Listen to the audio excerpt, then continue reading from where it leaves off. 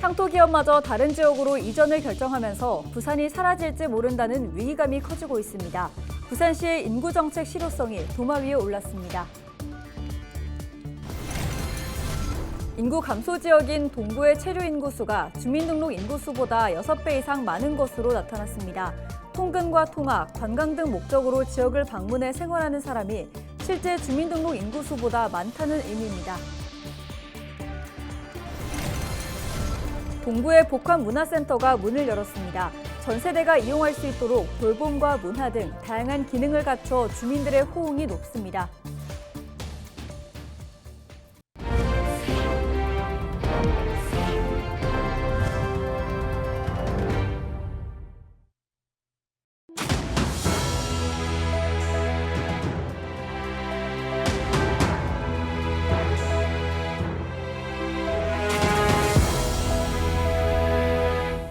시청자 여러분 안녕하십니까? 헬로티비 부산 뉴스입니다. 청년들의 탈부산 행렬이 끊임없이 이어지고 있습니다. 일자리를 찾아 떠나는 건데요. 네, 이대로 가다간 부산이라는 대도시가 사라질지도 모른다는 위기감이 커지고 있습니다. 이 마당에 향토 기업마저 다른 지역으로 이전하기로 결정해 충격을 주고 있는데요. 과연 부산시가 위기감을 느끼고 있긴 하는 걸까요? 인구 정책의 실효성이 도마 위에 올랐습니다. 차선영 기자의 보도입니다. 충남 당진으로 이전이 결정된 부산 사구의 YK스틸입니다. 국내 5위 철강 회사이자 60년 동안 지역에 뿌리를 내렸던 향토 기업입니다.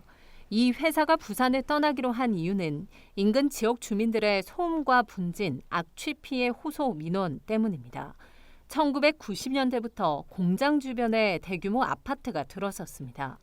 매년 300여 건이 넘는 집단 민원이 제기되자 부산시는 해당 기업의 공장 이전을 권유했습니다.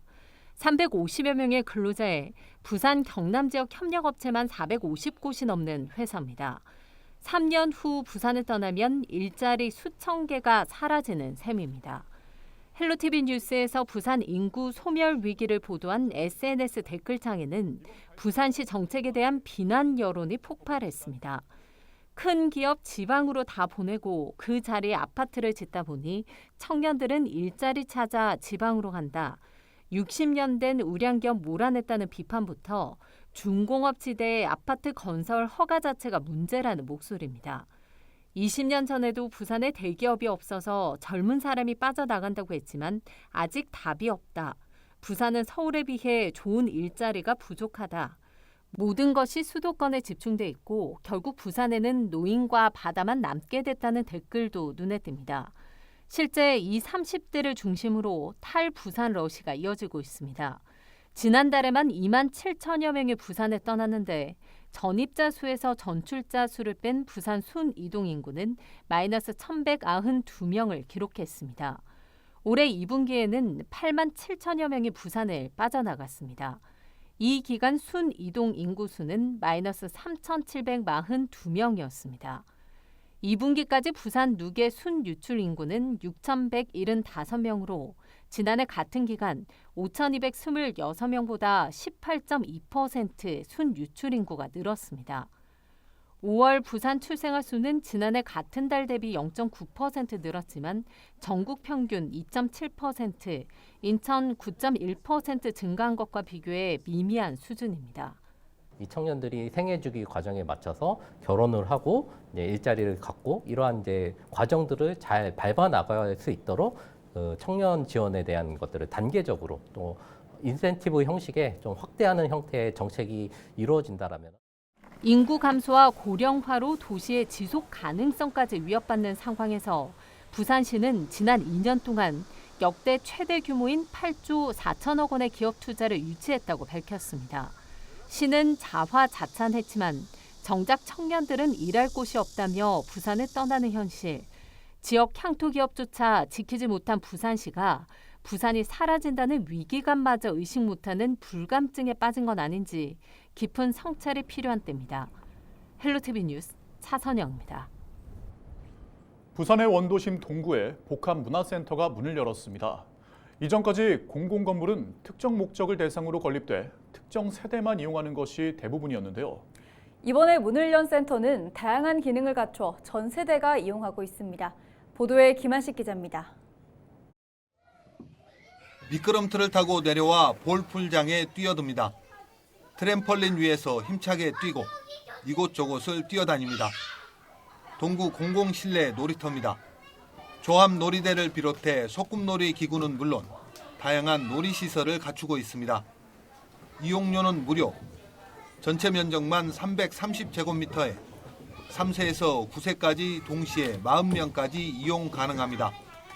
너무 좋아하고 너무 유익해하고 또 쾌적하고 또 넓은 놀이 공간이니까 뛰어다니고 엄청 행복해하는 것 같아요. 같은 건물에 영유아와 부모가 함께 이용할 수 있는 가족센터가 입주해 있고 수업이 끝난 학생들을 위한 돌봄센터도 함께 운영되고 있습니다. 부산 동구 초량동에 들어선 복합문화체육센터. 정부 공모사업을 통해 연면적 4,600여 제곱미터로 지상 9층 규모로 건립됐습니다. 이곳에는 영어 원서 등 도서 3천여 권을 소장한 작은 도서관도 조성됐습니다. 또 주민들을 위한 생활체육 공간이 만들어져 별도의 등록 없이 탁구장을 이용하며 강습까지 받을 수 있고 요가 등의 수업이 가능한 공간도 별도로 마련됐습니다. 집이 가까우니까 아무리 바빠도 이거는 가까우니까 빨리 올 수 있고 이제 운동하고 또 가서 내 생활을 하니까 너무 좋아요. 이전까지 공공기관이 건립한 건물은 대부분 특정 목적을 가지고 있어 활용도 면에서 효율성이 떨어졌습니다. 하지만 이번에 건립된 복합센터는 문화와 체육, 돌봄을 동시에 이용할 수 있는 장점이 있습니다. 실제 정식 개관 전 일부 시설을 시범 운영했는데 주민들로부터 좋은 반응을 얻었습니다. 특정 대상만이 이용할 수 있는 공간이 아닌 구민이면 누구든지 남녀노소 이용할 수 있고 그리고 또 아동과 소외된 계층을 아우를 수 있도록 동구청은 복합문화센터 1층에 소아 청소년 치료가 가능한 병원을 유치한다는 계획도 갖고 있습니다. 헬로티비 뉴스 김한식입니다.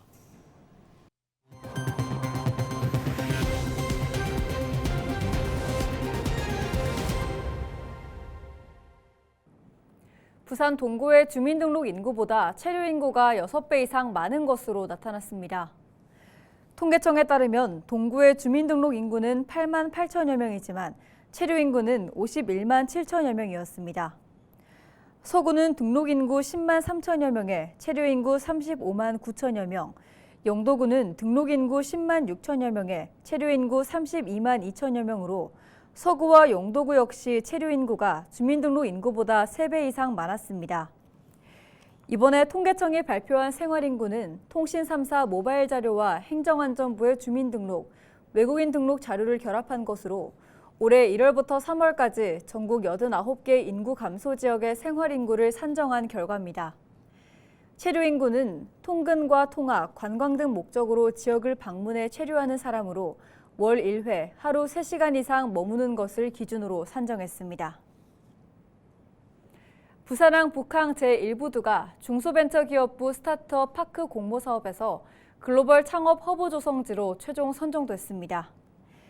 부산시는 혁신 창업타운 조성 TF를 발족하고 창업 인프라팀을 신설하는 등 한국형 스테이션 F 조성 사업에 선제적으로 나서 7개 지자체와 경쟁 끝에 최종 선정됐다고 설명했습니다. 시는 2026년 상반기 개소를 목표로 북항 제1부두 내 창고를 리모델링해 전 세계 청년이 모여 혁신을 추구하는 세계적 창업, 문화 복합 랜드마크 공간으로 조성할 예정이라고 밝혔습니다. 수영 하수 처리 시설 현대화 사업이 기획재정부 민간투자사업심의위원회의 적격성 조사 간소화 심의를 통과하면서 본궤도에 올랐습니다.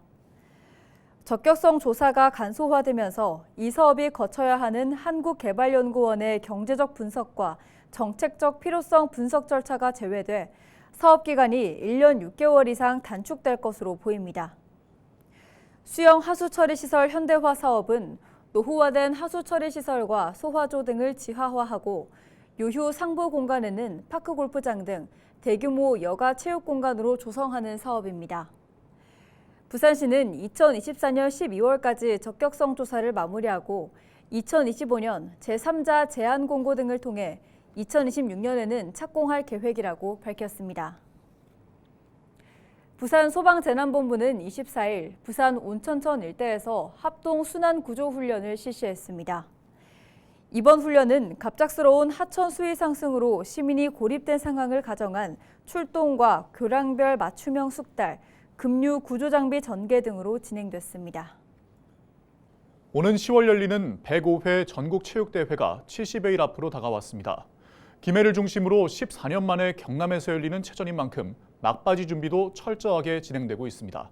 권정숙 기자가 전해드립니다. 국내 최대 스포츠 축제인 전국체전. 105회를 맞는 올해 체전은 14년 만에 김해를 중심으로 경남 곳곳에서 열립니다.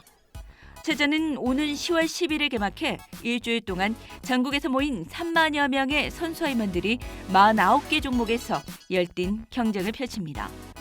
개회식과 폐회식, 육상 경기가 진행될 주 경기장인 김해 종합운동장의 공정률은 100%입니다.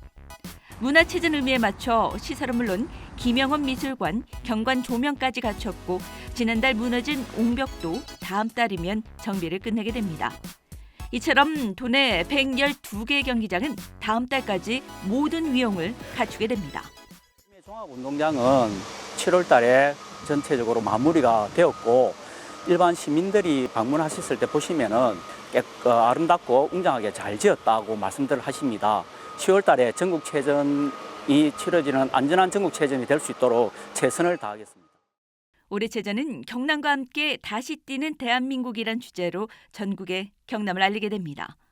상징물은 경남과 불꽃, 사람을 의인하였고 마스코트는 경남도의 새, 백로를 표현한 백동입니다. 손님을 맞기 위해 3,000명이 넘는 자원봉사자와 12,000명에 이르는 도민 응원단이 출격합니다. 숙박업소도 김해 롯데 리조트 등 1,400여 개, 26,000여 객실이 확보됐고 예약률도 97%에 이르고 있습니다. 온라인을 시작으로 다음 달에는 5개 홍보가 진행되는 등 분위기를 올리기 위한 맞춤형 전략도 본격화됩니다. 미래 우주 항공 산업의 추진 동력으로서의 경남의 위상을 널리 알리고 선수와 관람객이 함께 화합하는 축제의 장으로 만들어 경남과 함께 다시 뛰는 대한민국을 느낄 수 있도록 준비의 만전을 기하겠습니다. 강화도 만이산과 김해 구지봉에서 644명의 주자의 손으로 이어져 불을 밝힐 전국체전. 이후 장애인체전으로 이어지는 대회의 성공을 위해 경남의 준비도 막판 속도를 다하고 있습니다. 헬로티비 뉴스 권정숙입니다. 수사 중인 사건 정보를 유출한 혐의를 받고 있는 현직 총경 A씨에 대해 검찰이 구속영장을 청구했습니다. A 총경은 부산 지역 중견건설사의 경영권 다툼과 관련해 수사 정보를 유출한 의혹을 받고 있습니다. 해당 사건은 사주 일가가 상대편을 구속하기 위해 전직 경찰관인 사건 브로커에게 돈을 주고 A 총경 등을 연결고리로 현직 경찰관들을 접촉해 수사 정보를 유출했다는 의혹입니다. 검찰은 A 총경이 근무한 적이 있는 부산 연제경찰서와 현재 근무 중인 울산경찰청을 압수수색한 바 있습니다. 현재 해당 사건과 관련해 사주 일가로부터 돈을 받고 활동한 전직 경찰관인 브로커 60대 B씨는 재판에 넘겨졌습니다. 대법원이 지난 23일 서울고법의 재심 개시 결정에 대한 검찰의 항고를 기각하면서 동백림 사건에 연루돼 옥살이를 한 통영 출신 고 윤희상 작곡가의 재심 개시가 확정됐습니다. 이에 따라 서울고법에 배당된 재심 사건 심리도 본격화할 전망입니다. 동백림 사건은 1967년 중앙정보부가 유럽에 있는 유학생과 교민 등 194명이 동베를린 북한 대사관을 드나들며 간첩 활동을 했다고 발표한 사건입니다. 독일에서 활동하던 고 윤희상 씨는 한국으로 이송돼 징역 10년을 선고받고 2년간 복역했습니다. 국가정보원 과거 사건 진실규명을 위한 발전위원회는 이 사건을 정치적 목적을 위해 대규모 간첩 사건으로 확대 과장했다고 밝혔으며 유족은 2020년 재심을 청구했고 법원은 3년 만인 지난해 5월 재심을 결정했습니다. 뉴스를 마칩니다. 고맙습니다.